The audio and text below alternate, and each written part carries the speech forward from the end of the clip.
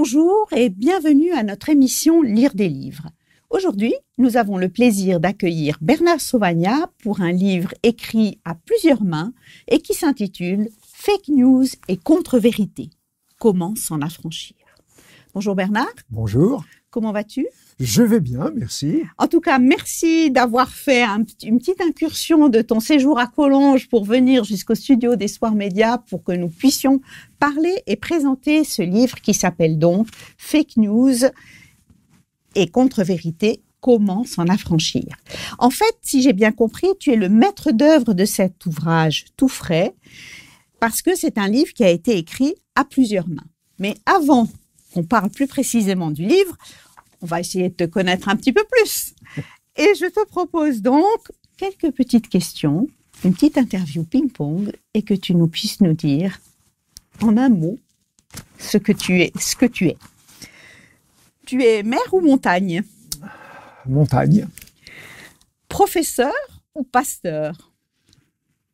Professeur. Vélo ou randonnée ? Vélo. Musée ou église ? Église. Méditation ou prédication ?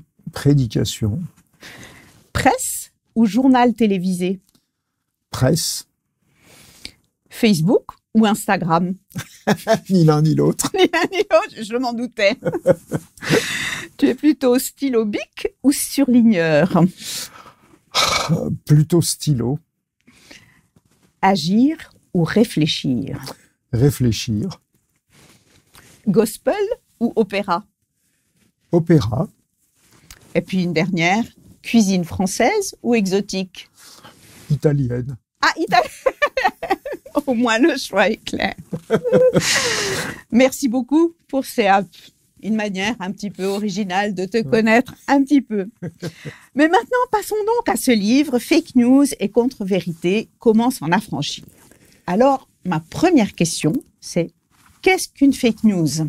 Alors, une fake news, le livre en donne une définition très précise, en particulier dans l'article qui a été écrit par l'un des collègues qui a participé à ce livre, qui est un Hollandais, Reinder Bruijsma, et la précision, c'est qu'une fake news, c'est une fausse nouvelle, donc quelque chose qui est erroné, qui est faux, qui ne dit pas la vérité, mais qui le fait intentionnellement pour tromper ou pour manipuler ou pour prendre le pouvoir ou l'influence sur les gens. Donc ça, c'est la définition la plus précise. C'est vraiment quelque chose qui est intentionnellement mauvais.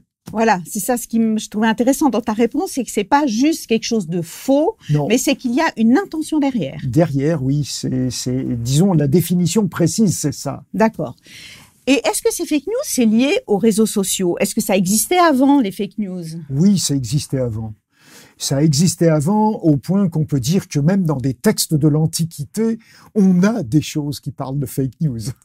Déjà dans l'Antiquité ? Ah oui, tout à fait. Je dirais, c'est quelque chose qui est humain. Et donc, à partir du moment où il y a des hommes, il y a le risque de fake news et de manipulation d'hommes par d'autres hommes. Oui, c'est ça, d'accord. Mais alors, du coup, ce qui veut dire, c'est qu'aujourd'hui, si on parle tellement de fake news, c'est quand même en lien avec les réseaux sociaux qui diffusent à une vitesse incroyable des fausses informations ? C'est vrai que c'est lié à ça, en particulier à cause d'un des phénomènes qui est d'ailleurs souligné par d'autres auteurs de ces articles, en particulier par Christian Capitz, qui fait un petit peu l'historique de la façon dont on communique les nouvelles.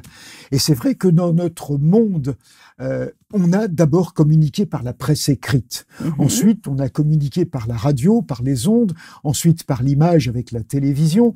Et aujourd'hui, c'est vrai que le monde numérique a pris la succession de ces médias classiques, ou qu'on appellera classiques, et que le phénomène des réseaux sociaux a amplifié deux choses. Le premier, c'est pas seulement la rapidité de diffusion, et qui est effectivement quelque chose de très important, mais le premier, en fait, c'est de faire croire à chaque personne qu'elle peut être un informateur qualifié.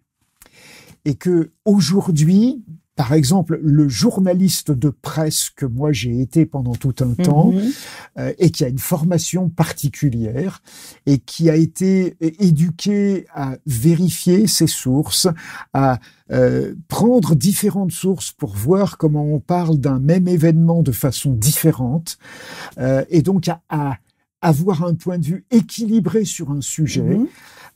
C'est quelque chose qui a disparu à cause de ça, parce que toute personne est invitée à être un émetteur d'informations sur les réseaux sociaux et personne ne va contrôler d'où vient l'information, de quelle source et s'il y a eu des vérifications ou pas. Et j'ai lu quelque chose il n'y a pas très longtemps que j'avais trouvé très intéressant, c'est que entre autres, à travers les réseaux sociaux, il suffit qu'on lise une petite info et on a l'impression qu'on sait tout sur le sujet et puis du coup qu'on devient un petit peu le maître de l'info parce que voilà, et on a lu juste une petite phrase et ça nous suffit pour diffuser une info comme si on était un connaisseur. C'est vrai, mais c'est souvent parce que cette petite phrase vient de quelqu'un à qui on a donné sa confiance. Et ce quelqu'un, c'est quelqu'un qui appartient à notre réseau. Ce réseau peut être très grand ou très étroit. Et donc, à partir du moment où on a donné confiance à ce communicant, et d'ailleurs, aujourd'hui, on ne l'appelle même plus un communicant, on dit un influenceur. Et donc, à partir du moment où on fait confiance à cette personne, on ne va rien vérifier. La confiance suffit. La confiance suffit. Mais alors, justement, à une époque où on parle énormément de réseaux sociaux, où maintenant, en plus, on parle d'intelligence artificielle, est-ce que c'était important d'écrire un livre sur les fake news? Quel était en fait le but d'écrire ce livre? Alors, le but est né du travail d'une commission, d'un groupe de travail. C'est un groupe de personnes qui a été choisi par l'Église adventiste du 7e jour en France, Belgique et Luxembourg, avec un associé de la Suisse romande. Donc, un milieu essentiellement francophone européen.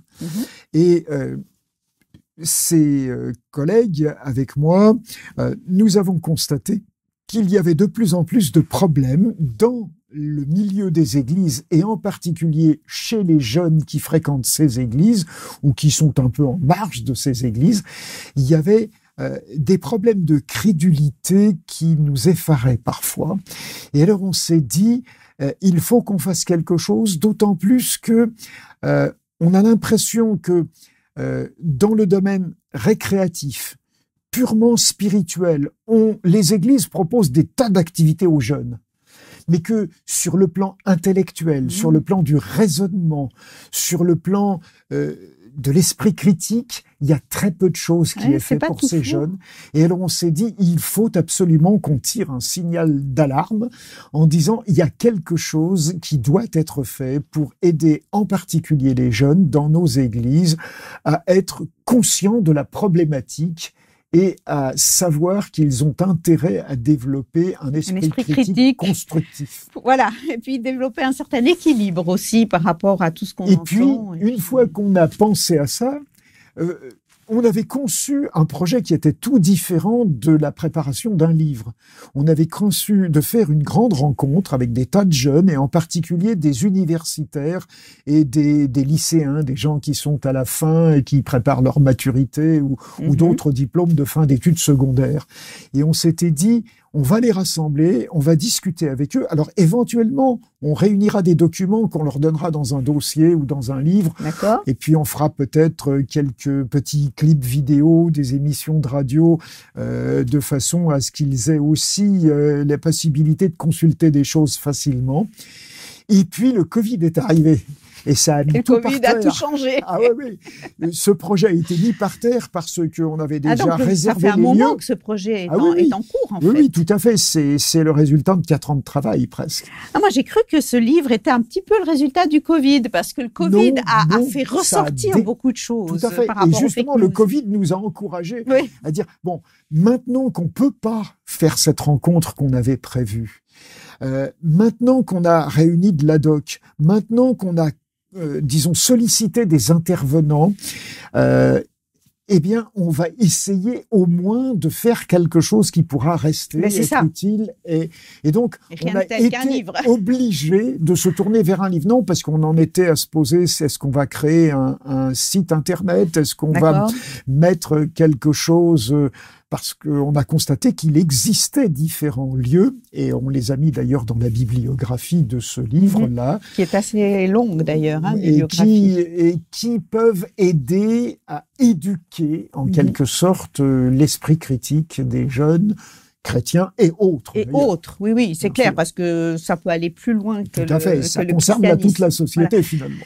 Et sur quelle base vous vous êtes mis d'accord pour les auteurs? Parce qu'il y a donc, alors ça a été un combat. Par cœur, il y a, je crois, 5 ou 6 auteurs différents. Oui. Puis pourquoi ceux-là et pas d'autres? Alors, d'abord, ça a été un combat parce que certains de ceux qu'on avait invités pour être des intervenants dans cette rencontre, se sont désistés.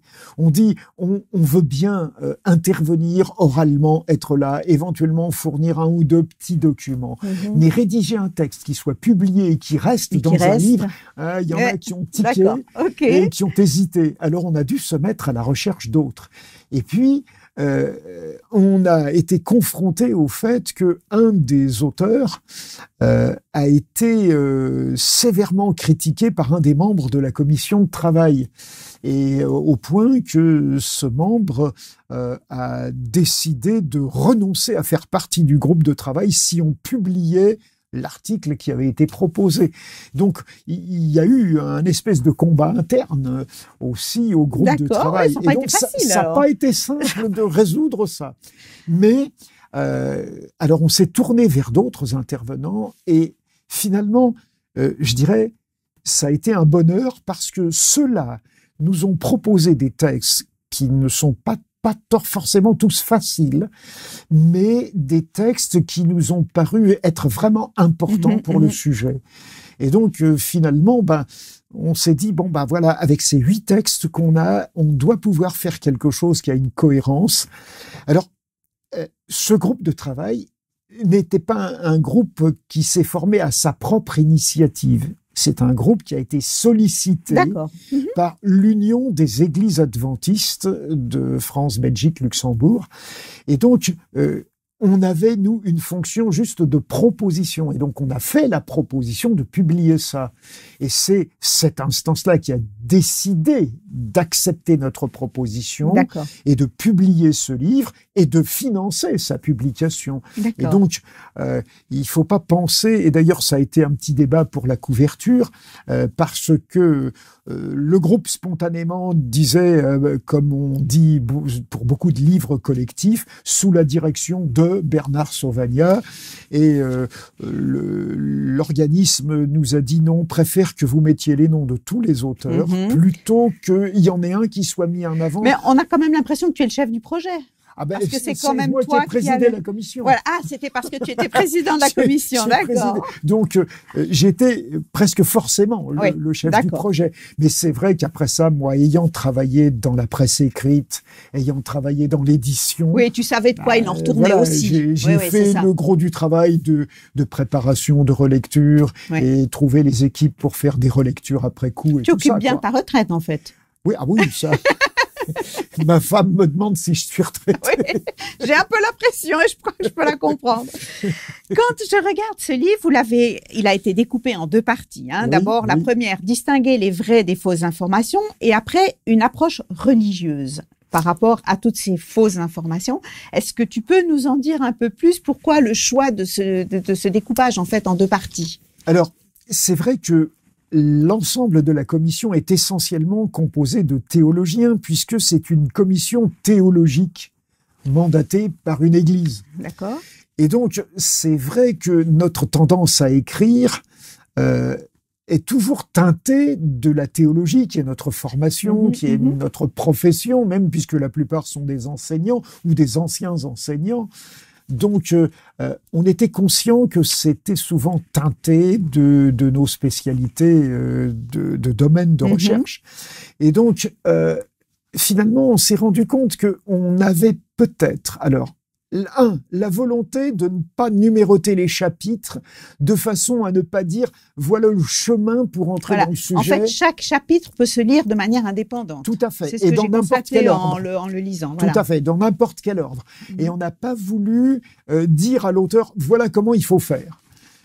Ça, c'était pas notre préoccupation. Notre préoccupation, c'était d'avoir des gens à qui on avait demandé des angles d'attaque différents du sujet, de pouvoir être publiés et être publiés sans un ordre. Et puis on s'est rendu compte en relisant tous les textes que finalement il y en avait quand même qui étaient beaucoup plus neutres, beaucoup plus laïques en quelque sorte, et que ça pourrait bien faire une partie parce qu'il fallait quand même, quand on imprime un livre, on est bien obligé de faire un ordre et une table des matières. Exactement. Et donc, on l'a fait comme ça en se disant, bah voilà, ces 4 articles-là, c'est plutôt une partie assez laïque exactement. Et qui peut concerner n'importe qui, n'importe quel lecteur, jeune ou vieux d'ailleurs. Et puis, il y a une autre partie qui est un petit peu plus technique, où il y a un article sur la Bible, il y a un article sur l'effet des fake news dans le monde religieux, il y a un article après ça sur la notion de vérité qui est peut-être le plus difficile, le plus complexe, mais qui est extrêmement profond et très intéressant. Et puis, il y a un article qui nous a paru être approprié de mettre un petit peu en conclusion. C'est pour ça qu'on l'a dit dans l'avant-propos, en disant que cet article exprimait un petit peu la philosophie à laquelle on est arrivé, on est parvenu après tous nos échanges, nos discussions sur le sujet, sur le point de vue à adopter, en gros, sur la communication numérique. Oui, c'est ça. Et d'ailleurs, le premier chapitre de ce livre commence par les défis de la communication. Oui. Parce que derrière les fake news, il est clair qu'il y a des problèmes de communication. Bien évidemment. Et tu mets, justement, puisque c'est toi qui as écrit ce premier chapitre, et tu mets cette citation qui est bien connue, mais que j'avais juste envie de relire pour les gens qui ne la connaîtraient pas d'abord, et puis pour voir où se pose en fait le problème. La communication, pas si facile. Entre ce que je pense, ce que je veux dire, ce que je crois dire, ce que je dis, ce que vous voulez entendre, ce que vous entendez, ce que vous croyez comprendre, ce que vous voulez comprendre et ce que vous comprenez, cela fait au moins 9 possibilités de ne pas s'entendre. Oui. Là, on a envie de dire, bon, bah, on pose les plaques, hein, c'est juste impossible de communiquer. C'est un petit peu ça. Mais c'est vrai que c'est le grand défi et je crois que les réseaux sociaux aujourd'hui ont rendu cette communication encore plus difficile. Ah, c'est plus compliqué encore. C'est plus difficile que d'être juste en face à face et de pouvoir dialoguer, de pouvoir un peu. C'est vrai que moi, aller en direct, en reprenant ça, je me suis rappelé d'abord le temps que j'ai passé en école de journalisme.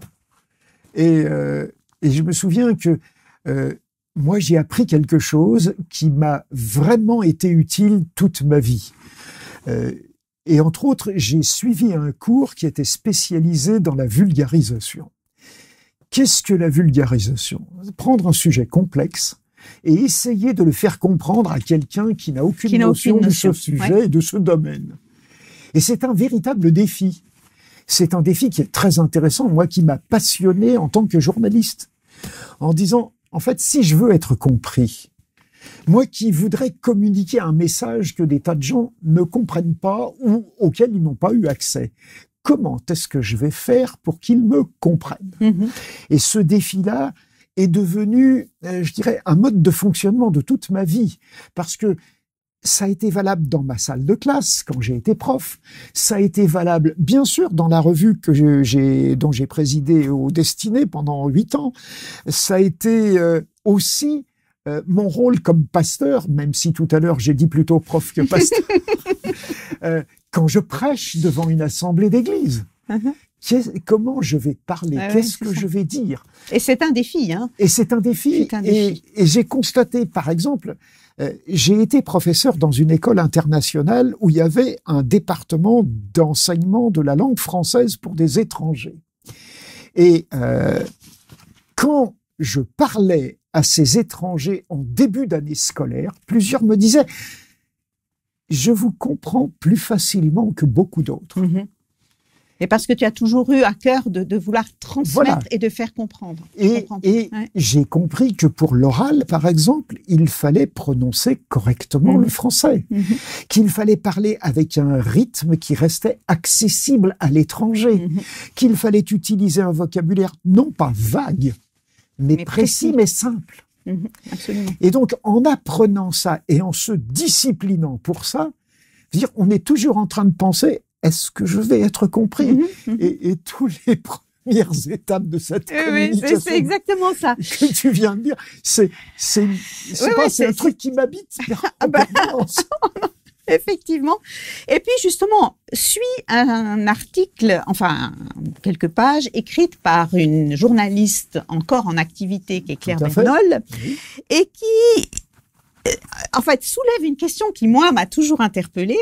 C'est comment un journaliste en activité qui cherche à transmettre des choses vraies et puis pour que effectivement tout le monde les comprenne, comment est-ce qu'il fait ou elle fait pour être sûr que son info est vraie? Parce que il faut reconnaître que moi, je me mets du côté du spectateur ou du lecteur, si c'est dans de la presse, et je me dis, mais est-ce que ce journaliste n'essaye pas de me mener en bateau? Finalement, on devient un peu tous un petit peu suspicieux maintenant. Bien sûr. Et je me dis, le rôle du journaliste est extrêmement important.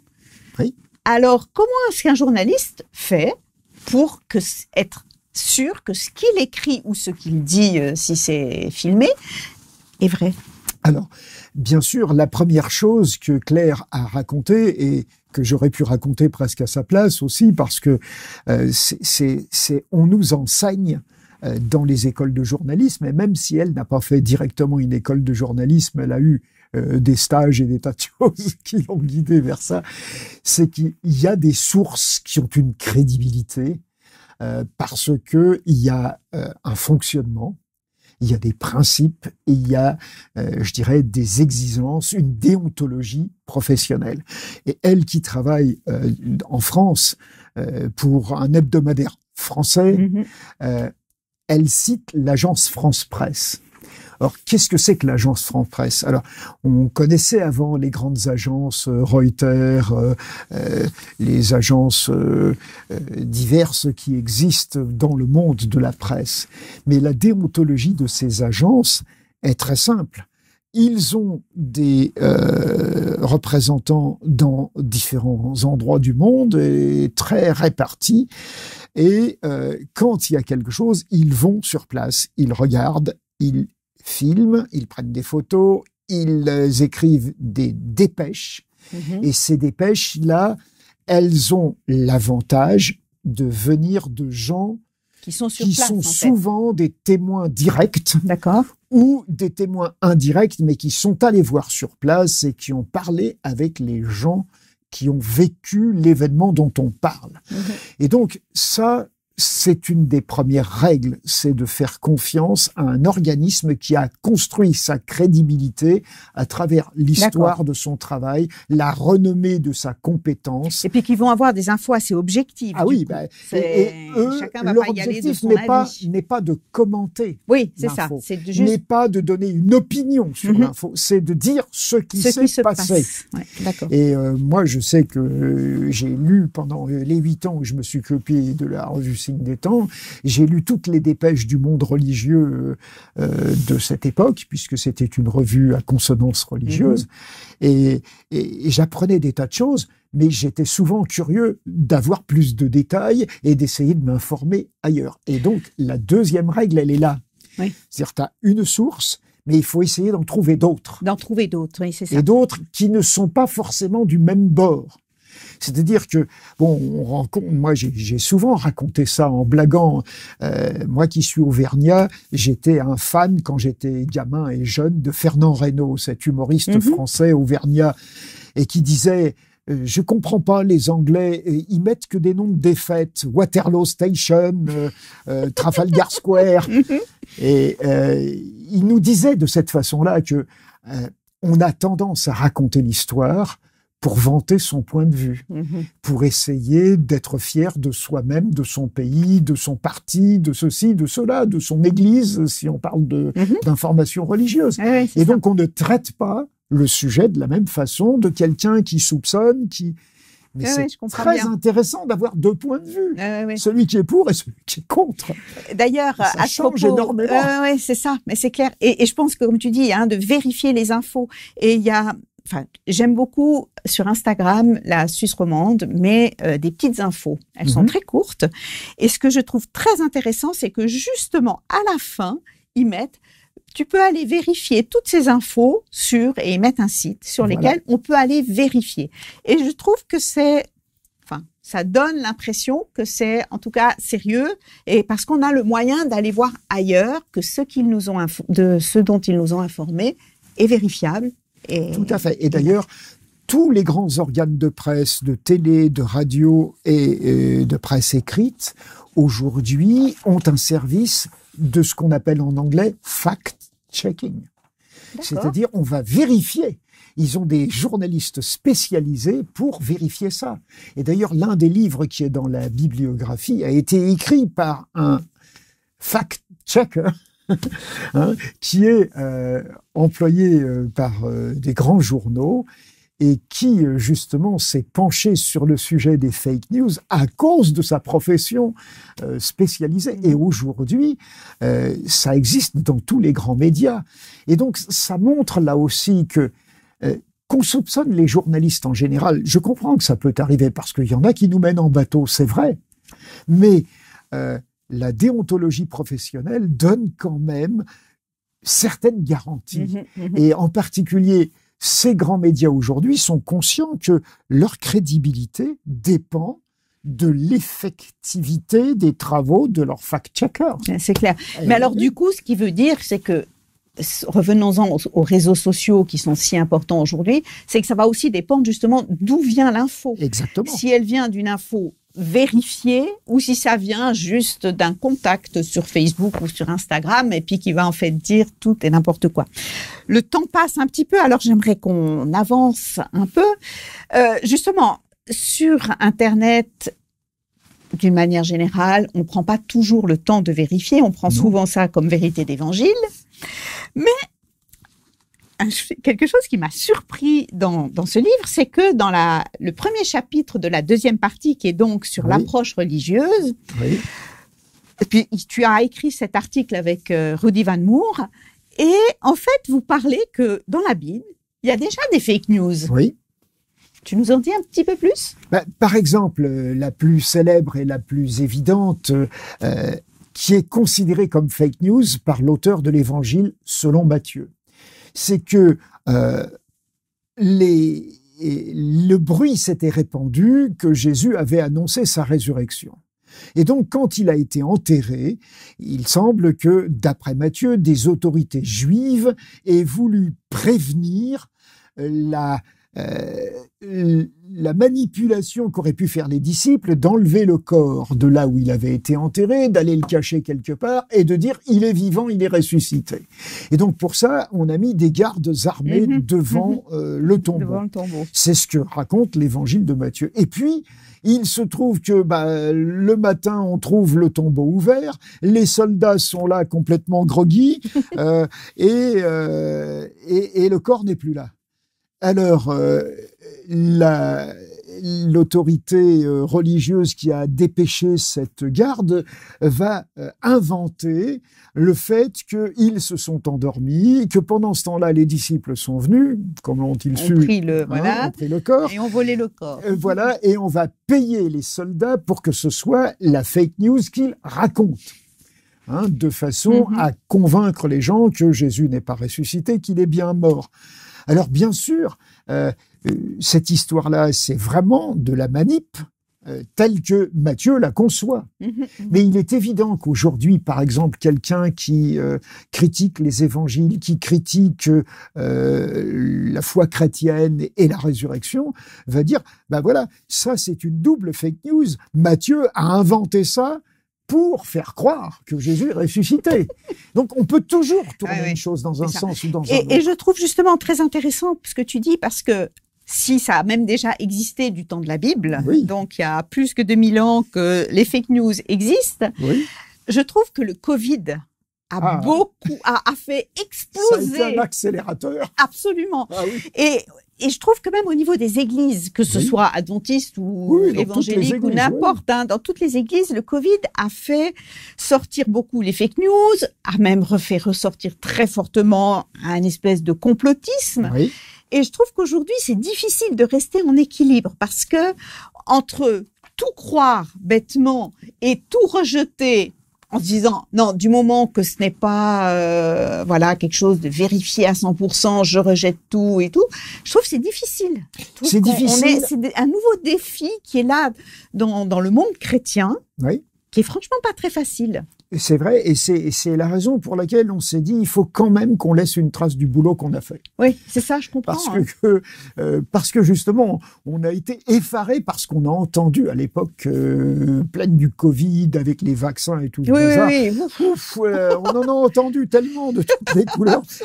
À des moments, on a la tête comme ça, on ne savait plus quoi faire. C'est exactement ça. Et donc, on s'est dit il faut quand même essayer. Alors, je dirais, pour répondre à ta question, ce que je dirais, c'est que il faut qu'on ait le courage et l'honnêteté de faire la différence entre ce qu'est une opinion ou une foi et ce qui est une réalité vérifiée. Je veux dire, aujourd'hui, personne n'est capable de vérifier, bien évidemment, la résurrection de Jésus. Mais, je veux dire, le travail que font les historiens et les spécialistes des évangiles, c'est un travail qui va comparer les textes, qui va voir ce que disent les uns, ce que disent les autres, et puis la littérature biblique, elle est ce qu'elle est, mais il y a une littérature post-biblique qui parle de ces différents sujets, au point que des gens comme Eric Emmanuel Smith a écrit un bouquin sur Pilate, une pièce de théâtre même, et tout ce qui se racontait à l'époque sur ce sujet-là.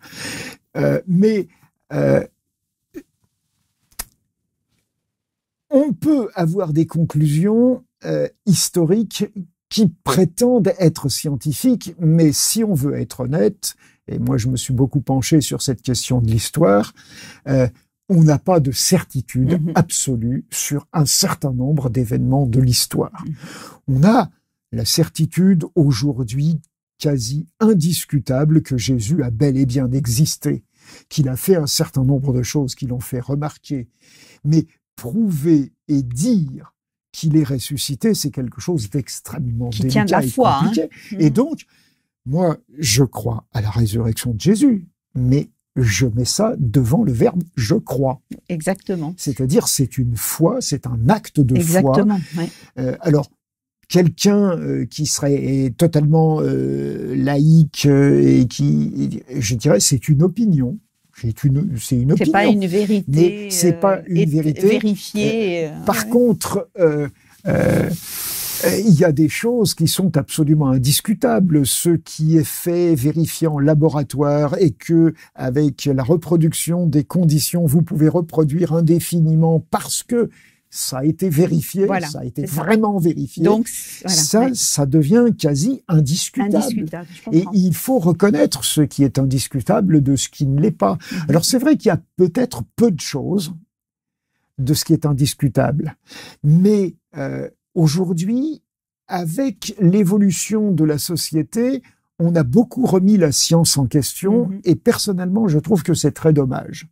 C'est très dommage parce que, bien sûr, le mouvement qu'on a appelé le positivisme dans la philosophie du début du XXe siècle a promis en quelque sorte que la science allait résoudre tous les problèmes de l'humanité.